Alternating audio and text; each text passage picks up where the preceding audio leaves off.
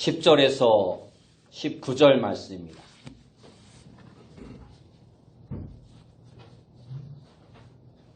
제가 가진 성경으로 구약성경 41페이지 창세기 28장 10절에서 19절 말씀, 창세기 28장 10절에서 19절 말씀 제가 봉독해 드리겠습니다. 야곱이 부엘세바에서 떠나 하란으로 향하여 가더니 한 곳에 이르러는 해가 진지라. 거기서 유숙하려고 그곳에 한 돌을 가져다가 베개로 삼고 거기 누워 자더니 꿈에 본즉 사닥다리가 땅 위에 서 있는데 그 꼭대기가 하늘에 닿았고 또 본즉 하나님의 사자들이 그 위에서 오르락 내리락 하고 또 본즉 여호와께서 그 위에 서서 이르시되 나는 여호와니 너의 조부 아브라함의 하나님이요 이삭의 하나님이라. 내가 누워있는 땅을 내가 너와 내 자손에게 주리니 내 자손이 땅에 티끌같이 되어 내가 서쪽과 동쪽과 북쪽과 남쪽으로 퍼져나갈지며 땅의 모든 족속이 너와 내 자손으로 말미암아 복을 받으리라. 내가 너와 함께 있어 내가 어디로 가든지 너를 지키며 너를 이끌어 이 땅으로 돌아오게 할지라. 내가 내게 허락한 것을 다 이루기까지 너를 떠나지 아니하리라 하신지라. 야곱이 자비께어 이르되 여호와께서 과연 여기 계시거늘 내가 알지 못하였도다. 이에 두려워하여 이르되 두렵도다. 이곳이요 이것은 다름 아닌 하나님의 집이요 이는 하늘의 문이로다 하고 야곱이 아침에 일찍이 일어나 베개로 삼았던 돌을 가져다가 기둥으로 세우고 그 위에 기름을 붓고 그곳 이름을 베델이라 하였더라. 이 성의 옛 이름은 루스더라. 아멘. 우리 옆에 분들과 인사합시다. 만나서 반갑습니다. 다시 한번 인사합시다. 오늘도 큰 은혜 받읍시다. 오늘 우리가 읽은 말씀을 통해서 여기 계신 하나님, 여기 계신 하나님이라는 제목으로 함께 은혜의 말씀을 나누길 원합니다. 창세기가 이야기하고 있는 고대 이스라엘의 족장 역사에는 대표적으로 3명의 이름이 나오고 있습니다. 바로 아브라함과 이삭과 야곱입니다. 그런데 이 세 사람 중에서 가장 드라마틱하고 가장 인생을 험악하게 살았던 사람이 바로 야곱이라는 인물입니다. 창세기 25장에 나오는 야곱에 대한 이야기의 시작은 야곱의 아버지 이삭과 어머니 리브가의 쌍둥이 중에 둘째 아들로 태어나는 이야기로 시작하고 있습니다. 당시 어머니였던 리브가의 나이가 60세였습니다. 이후로 기록되어 있는 야곱의 삶은 그야말로 파란만장하였습니다. 그는 2명의 아내와 결혼을 하였고 그 아내의 2명의 시종에게서도 자녀를 출산하였습니다. 그렇게 야곱은 4명의 여자를 통해서 총 12명의 아들과 딸 하나를 낳게 됩니다. 4명의 여인 가운데 그가 가장 사랑했던 라헬이라는 아내는 막내 아들인 베냐민을 낳은 후 상고로 인하여 죽고 맙니다. 그렇게 배다른 아들들이 12명이나 되니 말썽은 또 얼마나 많이 있었겠습니까? 그 중에 하나가 바로 하나뿐인 여동생 디나로 인한 문제였습니다. 야곱의 아들들은 자신들의 여동생인 디나가 이방 족장의 아들에게 강간을 당하자 이를 복수하기로 결심하고 작당을 해서 그 족장의 가문을 완전히 도륙해버립니다. 이 일로 야곱의 가족은 그 지역을 떠날 수밖에 없었습니다. 그리고 야곱은 인생 말년에 찾아온 대흉년과 어릴 때 형들의 시기로 인해 죽은 것으로 알고 있던 그가 가장 사랑했던 아들 요셉이 애굽의 총리가 되었다는 소식을 듣고 그 아들을 만나기 위해 거처를 애굽으로 옮기면서 애굽 왕 바로 앞에서 이렇게 자기의 살아온 인생을 고백합니다. 창세기 47장 9절 말씀에 보면 내 나그네 길의 세월이 130년이니이다. 내 나이가 얼마 못 되니 우리 조상의 나그네 길의 연조에 미치지 못하나 험악한 세월을 보내었나이다. 여기서 야곱이 말했던 이 말, 곧 험악한 세월을 보내었나이다 라는 이 고백은 고대 이스라엘 종족 모든 백성들이 자기들이 하고 싶은 고백의 말이었을 것입니다. 그러면 야곱의 이처럼 험악한 세월은 어떻게 시작되었을까요? 야곱의 험악한 세월은 그의 인생살이 초반부터 시작되었습니다. 오늘 본문의 말씀이 바로 그 사건을 배경으로 하고 있습니다. 오늘 본문 10절은 그의 이야기의 시작을 이렇게 표현하고 있습니다. 야곱이 브엘세바에서 떠나 하란으로 향하여 가더니, 야곱이 고향 브엘세바를 떠나서 하란으로 갈 수밖에 없었던 직접적인 이유는 쌍둥이 형 에서와의 불화 때문이었습니다. 늙어서 시력이 나빠지고 거동까지 불편해진 이삭은 자신이 죽기 전에 맏아들인 에서에게 축복의식을 베풀 계획을 세웠습니다.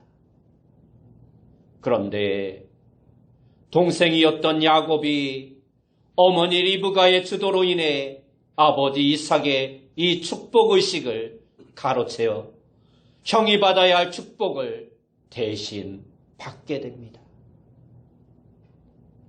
아버지 이삭의 요구대로 형이 사냥을 하러 떠난 사이에 가축 중에 염소를 잡아서 아버지를 대접하고 자신을 에서라고 속여서 아버지의 축복을 받았던 것입니다.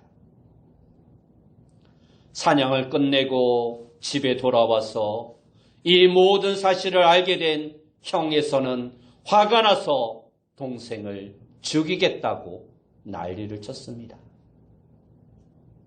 그래서 리브가는 야곱을 자기 오빠가 사는 하란으로 피실시킬 계획을 세우고 남편 이삭을 설득했던 것입니다. 무작정 아무 이유 없이 야곱을 그 먼 곳으로 보낼 수 없으니 그럴듯한 이유를 생각해냅니다. 그래서 첫째 아들 에서는 이방의 여인인 해쪽 속의 여자를 아내로 맞아들였으니 둘째 야곱이라도 하란으로 보내서 오빠 라반의 딸들 가운데서 아내를 삼게 하자고 말을 합니다. 이미 늙어서 판단력이 흐려진 이삭은 아내 리브가의 말을 들을 수밖에 없었습니다. 그래서 야곱은 사해 남쪽 속에 있는 고향 브엘세바를 떠나서 북쪽 지역의 하란을 향해서 길을 떠났던 것입니다. 갑자기 부모의 곁을 떠나서 멀고 낯선 곳으로 떠나야 하는 야곱의 기분이 어떠했을까요? 부모의 곁을 떠나 이제 홀로 살게 되었으니 홀가분했을까요? 이제 자기 앞에 멋진 인생이 펼쳐질 것이라는 꿈에 부풀었을까요? 아니었을 것입니다. 오히려 두렵고 떨렸을 것입니다. 브엘세바에서 하란까지는 자그마치 800km나 되는 먼 길입니다. 800km라고 하니까 어느 정도인지 쉽게 이해가 안 가실 것입니다. 알기 쉽게 서울에서 부산까지의 거리가 약 400km입니다. 그러니까 서울과 부산을 왕복하는 거리가 바로 브엘세바에서 하란까지의 거리입니다. 바단-아람 지역에 속한 이 하란은 가나안과는 모든 면에서 완전히 달랐습니다. 하란은 메소포타미아 문명의 발생지인 유프라테스 강 상류에 위치하고 있었습니다. 이 하란에는 야곱의 친족이 살고 있었으나 그동안 오랜 기간 동안 왕래가 없었습니다. 아브라함이 아버지 데라와 함께 유프라테스 강 유역에 있는 갈대아 우르를 떠나 하란에서 지내다가 데라가 죽고 아브라함은 아내 사라와 조카 롯과 함께 가나안으로 내려와 살았습니다.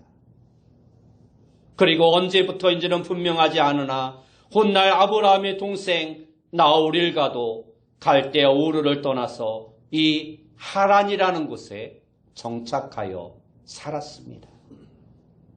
그런데 지금 야곱은 자기가 원해서가 아니라 어머니 리브가의 결정에 의해서 어쩔 수 없이 하란으로 피신을 해야 했던 것입니다. 아버지 이삭을 속이고 형이 받아야 할 축복을 가로챈 자신의 잘못 때문이었습니다. 창세기 27장 45절 말씀에 보면 앞서 리브가는 다음과 같은 말로 일단 야곱을 안심시킵니다.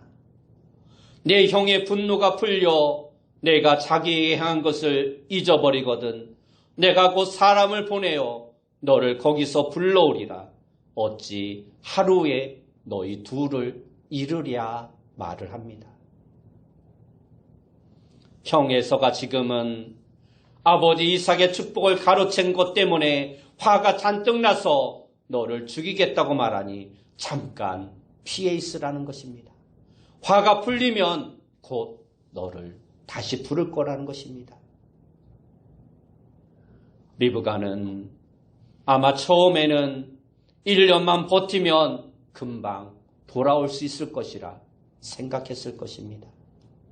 그러나 그 시간은 5년이 지나고 10년이 지나고 그의 인생 마지막까지 결국 그 아들을 보지 못합니다. 하란에서 외삼촌 라반의 집에 얹혀 살아야 했습니다. 20년이라는 긴 시간 동안. 훗날 그의 12아들은 이스라엘의 12지파가 됩니다. 앞에서 말씀드렸듯이 고대 이스라엘 사람들은 야곱의 운명이 바로 자신들의 운명과 다르지 않다고 생각했을 것입니다. 야곱은 하나님에게서 나중에 그의 이름을 야곱에서 이스라엘이라는 이름으로 바꾸어 주십니다. 이스라엘 백성들은 야곱처럼 주변 큰 나라의 지배를 받았고 어디에도 정착하지 못한 채 떠돌이 생활을 피할 수 없었습니다. 그러한 가운데서도 그들의 민족적인 정체성을 잃지 않을 수 있었던 이유는 하나님에 대한 경험이 그들에게 있었기 때문입니다. 사랑하는 부부는 시련 가운데서도 서로 힘을 합하여 가정을 지켜나갑니다. 이스라엘 역사에서 하나님 경험의 원초적인 뿌리는 아브라함을 비롯한 족장들의 삶에서부터 시작되었습니다. 오늘 본문의 야곱의 경우에는 브엘세바를 떠나서 하란으로 가는 중간에 일어난 오늘 이 경험이 바로 그 출발점입니다. 야곱이 길을 가던 어느 날 이후에 베델이라 이름하는 불린 장소에 왔을 때 해가 저물었습니다. 브엘세바에서 베델까지는 대략 80km 정도입니다. 그러니까 약 10분의 1 정도를 온 것입니다. 그런데 그곳에는 호텔은 물론이고 주막집도 없습니다. 그냥 빈 들입니다. 더구나 야곱에게는 함께하는 동행도 아무도 없었습니다. 혼자입니다. 야곱은 사실 집을 떠나기 전까지는 부잣집 도련님과 같은 인물이었습니다.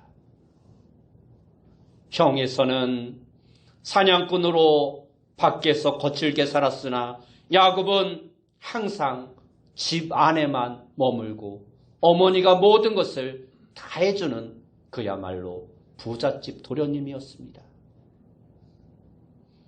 아버지 이삭은 이러한 이삭의 남성적인 성격을 좋아했고 어머니는 여성적인 야곱을 좋아했다고 성경은 기록하고 있습니다. 그러한 야곱이 처음으로 집을 떠나 혼자서 먼 여행을 하고 있는 것입니다.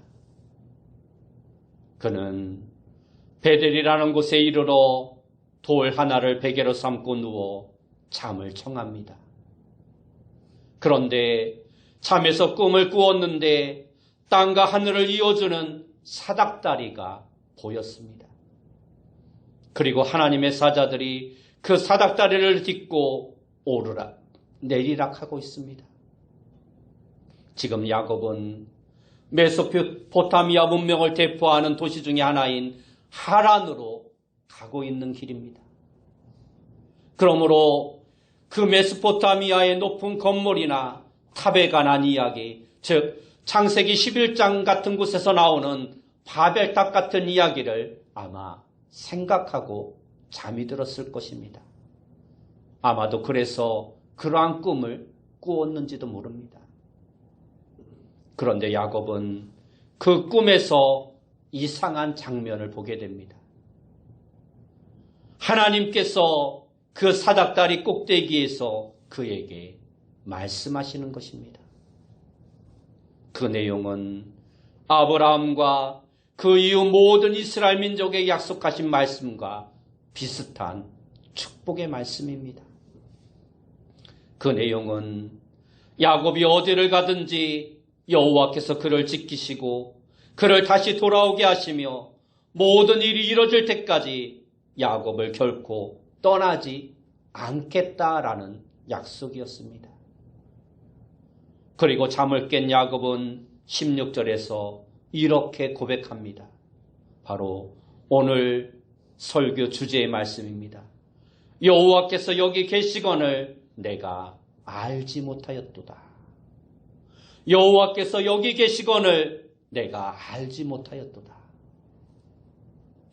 우리는 야곱이 꾼 꿈이 얼마나 확실한 건지 알지 못합니다.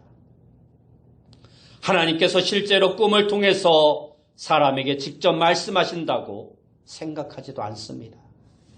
그렇다고 해서 꿈이 아무 의미가 없다고 생각하지도 않습니다.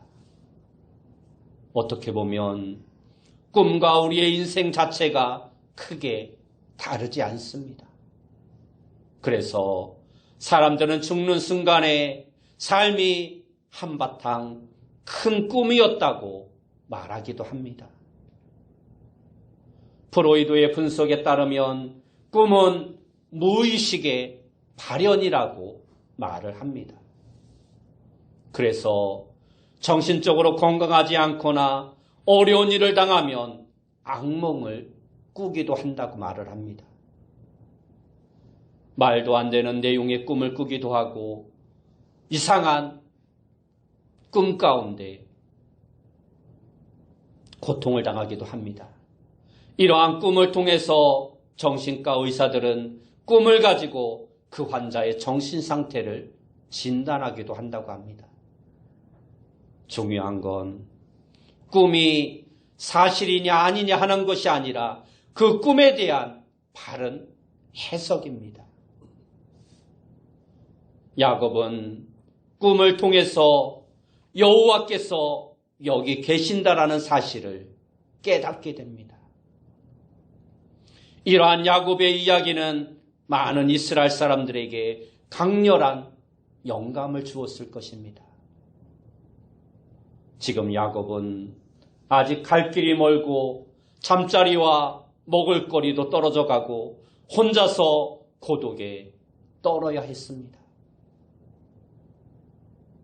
어떠한 사나운 짐승들이 그에게 나타나서 그를 해할지 모르는 두려움 가운데 있었습니다. 그러한 상황에서는 하나님을 가깝게 느낀다라는 것이 결코 쉽지 않습니다. 멋진 교회당에서 사랑하는 사람과 함께 앉아서 찬양과 예배를 드릴 때에는 하나님이 가깝게 사랑스럽고 따스한 분으로 느껴질 수 있습니다. 교회에서 다른 교우들과 어울려 친교 시간을 보내거나 각종 봉사활동할 때도 마찬가지입니다. 다른 사람의 감동적인 간정을 듣다 보면 그러한 분위기가 들어가서 하나님이 살아계시다는 확신을 쉽게 느낄 수 있습니다. 야곱도 가족과 함께 살았던 고향 보엘세바에서는 아마도 그랬을지 모릅니다. 하나님은 당연히 자기 가족과 함께 하신다고 생각했을 것입니다. 그런데 이제 야곱은 전혀 다른 처지와 환경 가운데 놓여 있습니다. 야곱이 놓인 처지를 비유적으로 말하면 고향에서 모태신앙으로 성실하게 신앙생활하던 청년이 낯선 지역, 낯선 땅에 홀로 첫 발을 들인 것과 마찬가지입니다. 그곳에서 그는 기독교와는 전혀 관계없는 친구들과 어울리면서 철저하게 세속적인 문화 안에서 살게 됩니다. 그 세속 문화는 재미있고 어딘가 세련되어 보이기도 합니다. 그렇게 그는 그 세속 문화 가운데 살며 기독교 신앙을 점점 잃어갑니다. 오늘 성경 본문은 야곱의 하나님에 대한 경험이 무엇이었는지 구체적으로 설명하고 있지는 않습니다. 그의 경험을 단순하게 있는 그대로 받아들여도 괜찮겠지만 좀 더 분명하게 성경의 세계를 알기 위해서는 그 문장을 붙들고 더 깊이 생각해 볼 필요가 있습니다. 야곱은 이 삭막한 광야에서 실제로 무엇을 보고 무슨 소리를 들었기에 하나님이 여기 계신다라고 말하고 있을까요? 그의 하나님에 대한 경험이 실제로 무엇이었을까요? 그것은 거룩한 두려움이었습니다. 야곱은 16절에서 내가 알지 못하였도다라는 말을 덧붙였습니다. 이 말은 여기 계신 하나님을 깨닫지 못했다면 그냥 모르고 지날 수도 있었다라는 말입니다. 하나님에 대한 경험은 이처럼 알 수도 있고 모를 수도 있습니다. 그 이유는 하나님의 존재 방식이 사물의 존재 방식과는 전혀 다르기 때문입니다. 여기 강대상 위에 놓인 마이크는 시각장애인만 아니라면 누구나 쉽게 볼 수 있습니다. 하나님은 이 마이크처럼 눈에 보이거나 만질 수 있는 분이 아니라서 우리가 쉽게 체험하고 느끼고 경험할 수 있는 분이 아니십니다. 이 말은 하나님이 사물과 아무런 관계가 없다는 뜻은 아닙니다. 하나님은 단순한 사물은 아니시나 사물을 만드신 분이시기에 우리는 사물을 통해서도 하나님을 경험할 수 있는 것입니다. 마이크만 본다면 사물만 보는 것이지만 그 마이크가 존재하는 이유와 그 근원을 생각하는 사람은 사물 너머의 세계를 볼 수 있는 것입니다. 이처럼 우리 인간은 똑같은 사물 앞에서 서로 다른 세계를 경험하기도 합니다. 똑같이 베델 광야에서 노숙하면서 어떤 사람은 하나님이 여기 계신다는 사실을 경험하기도 하고 어떤 사람은 아무것도 경험하지 못할 수도 있다는 것입니다. 우리 앞에 있는 사물의 가장 큰 차원에서 하나님의 속성의 존재가, 하나님의 신비가 그 안에 들어있음을 우리는 발견하는 자가 되어야 합니다. 그 신비에 눈을 뜨는 사람은 이전에 몰랐던 새로운 세계를 발견하게 되는 것입니다. 그러한 느낌은 조금이 아니라 완전히 새롭기에 놀라움이고 충격적으로 다가올 수 있는 것입니다. 그래서 오늘 17절 말씀은 이렇게 말씀하고 있습니다. 이에 두려워하여 이르되 두렵도다 이곳이요 이것은 다름 아닌 하나님의 집이요 이는 하늘의 문이로다. 여기서 야곱이 두렵다고 한 이유는 외롭다거나 앞길이 막막해서 불안하거나 중간에 강도를 만나면 어쩌나 하는 그러한 걱정 때문이 아닙니다. 지금까지 야곱이 살아온 삶과 세상에 대한 경험이 완전히 새로워졌기에 하나님에 대한 발견으로 말미암아 자신의 존재를 깨닫고 두려웠던 것입니다. 그러한 놀라운 경험으로 인하여 야곱은 이제 낯선 곳에서도 평안한 느낌이 들 수 있었던 것입니다. 그렇게도 자신을 지지해주고 사랑해주던 어머니가 이제는 없는데도 가장 가까운 누군가가 바로 자신의 옆에서 자신을 지켜주고 있다라는 든든한 마음이 든 것입니다. 이러한 평안함과 든든함은 야곱의 인생에서 이전에는 단 한 번도 느껴보지 못한 안정감이었고 평화였습니다. 우리는 일상에 밋밋하고 평범하게 살기에 야곱의 이러한 경험이 멀게 느껴질 수밖에 없습니다. 기껏해야 맛있는 음식이나 좋아하는 TV 프로그램이나 영화 감상으로 일상의 지루함을 버텨내고 있는지도 모릅니다.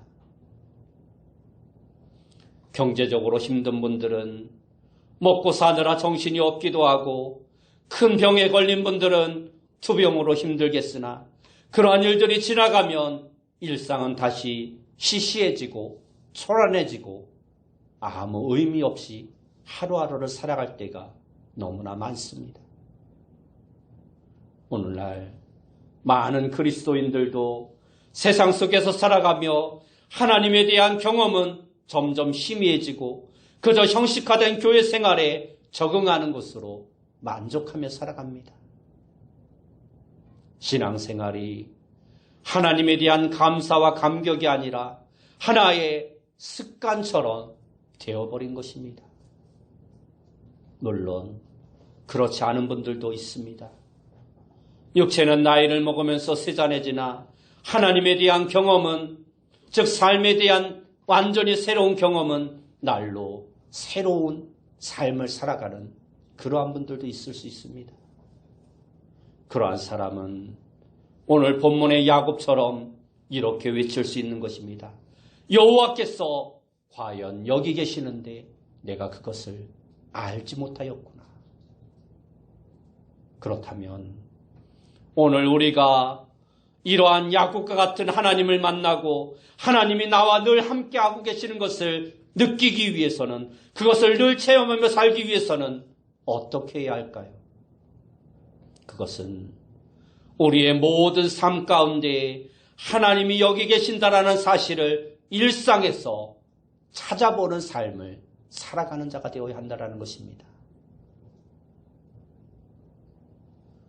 복음서의 예수님의 비유 가운데 한 드라크마를 잃은 여자가 등불을 켜고 잃어버린 드라크마를 찾으려고 수고하듯이 우리는 우리의 삶의 모든 순간순간 가운데 하나님을 구하고 찾고 하나님을 의지하는 자가 되어야 합니다. 그렇지 않으면 백날이 가도 하나님이 곁에 계시는데도 불구하고 하나님을 찾지 못하고 하나님이 눈에 들어오지 않는 것입니다. 하나님이 여기 계신다라는 사실이 모든 사람에게 똑같은 방식으로 경험되는 것이 아님을 우리는 깨달아 알아야 합니다. 어떤 사람은 텃밭에서 일하다가, 어떤 사람은 책을 읽다가, 어떤 사람은 예배를 드리다가, 밥을 하거나 설거지하는 중에 바람과 비와 구름을 별그 보다가, 또 어떤 사람은 병실에 누워있다가도 자신을 감싸주는 거대하고 평화로운 하나님을 체험하기도 하는 것입니다. 그것은 우리의 일상에 은혜의 빛으로 가득하게 되는 놀라운 경험인 것입니다. 우리의 삶 가운데 날마다 이러한 경험이 많아져야 합니다.